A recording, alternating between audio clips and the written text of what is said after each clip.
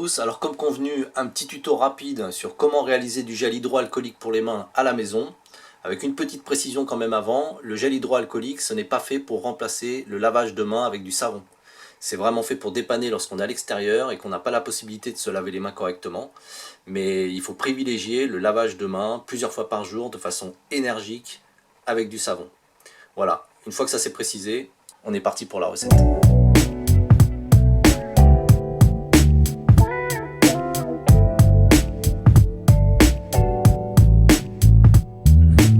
Alors, pour réaliser un gel hydroalcoolique fait maison, on va avoir besoin de plusieurs ingrédients. Dans un premier temps, il va falloir de l'alcool. De l'alcool à 70 degrés, ça s'achète en pharmacie ou bien dans les grandes surfaces.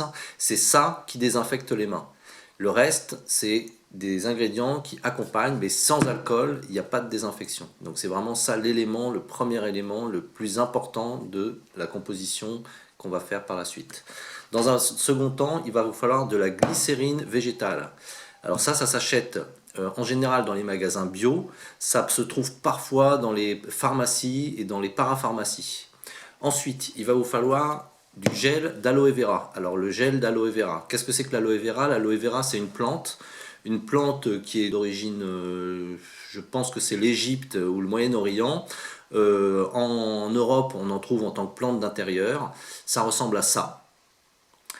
Donc pour avoir du gel d'aloe vera, soit vous avez une plante comme d'aloe vera chez vous et vous coupez une des branches et puis vous allez voir il y a du gel à l'intérieur, soit sinon vous allez dans un magasin bio pour acheter un tube de ce genre, gel aloe vera, ou bien parfois en parapharmacie également.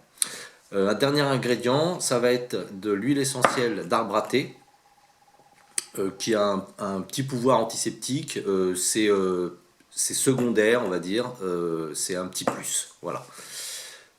Ensuite, il va vous falloir un petit récipient de ce type. Ça peut être un récipient, un reste de dose de shampoing ou des choses comme ça. Le mieux, c'est quand même d'avoir un petit doseur ici, mais on peut s'en passer. Et une cuillère à soupe, ainsi que, si possible, un entonnoir, comme ça. Alors, pour réaliser le gel, c'est pas très compliqué.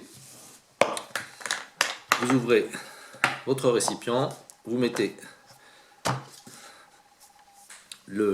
l'entonnoir dessus. Alors, attendez, je change un peu ça. Toc. Voilà. Et on va mesurer, pour commencer, 3 cuillères à soupe d'alcool.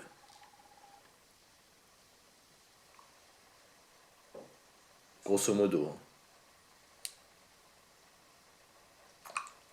1, 2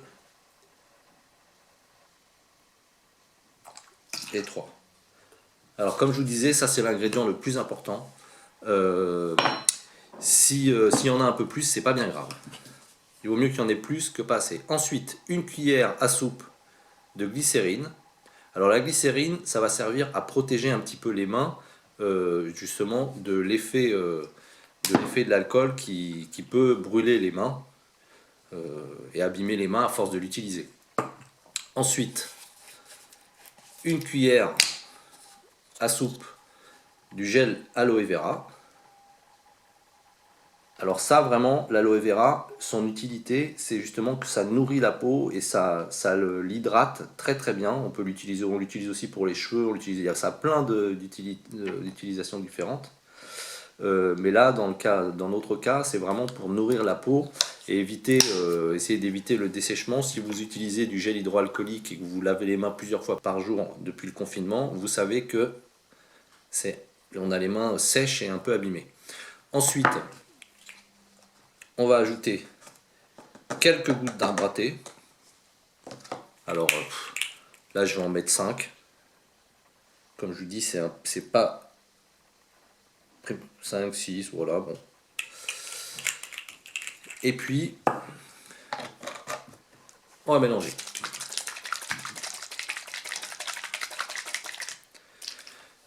La glycérine donne une texture un petit peu de gel. Alors, je ne sais pas si vous voyez. Hop. L'alcool sert à désinfecter. Il faut bien frotter. Si vous avez des petites plaies sur les mains, vous allez voir que ça pique un petit peu. Ça met un petit peu plus longtemps à pénétrer que le gel hydroalcoolique vendu en pharmacie, mais ça fonctionne, voilà, grâce à l'alcool, très clairement. Voilà, donc je vous le rappelle, ça remplace pas le lavage de main. Ça, c'est pas non plus fait pour remplacer de façon définitive le gel hydroalcoolique vendu en pharmacie. Il faut privilégier le gel vendu en pharmacie, mais par contre ça peut dépanner si vous en avez, s'il n'y en a plus, parfois des ruptures de stock, et puis ça permet d'en faire quand même soi-même. Ça ne dispense pas non plus des gestes barrières, de rester bien à l'écart, de rester chez soi. Le meilleur geste, la meilleure protection, c'est de rester à la maison. Bonne fin de journée, et puis à très bientôt sûrement.